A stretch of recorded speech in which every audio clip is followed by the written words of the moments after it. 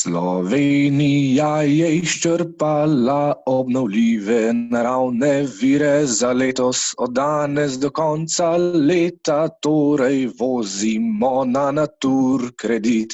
Za Slovenijo je napočil dan okoljskega dolga. Ta dan pa je letos napočil ob približno enakem času kot lani, ko je bil 27. aprila.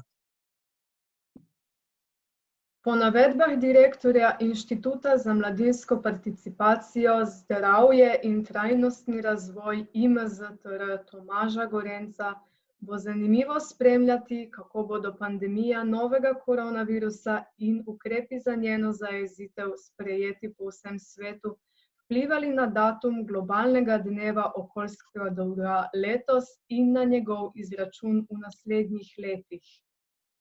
Pandemija in ukrepi za njeno zajezitev, ki so ustavili javno življenje in pomemben del gospodarstva po vsem svetu, so imeli nekatere blagodejne učinke na okolje, na primer na kakovost zraka.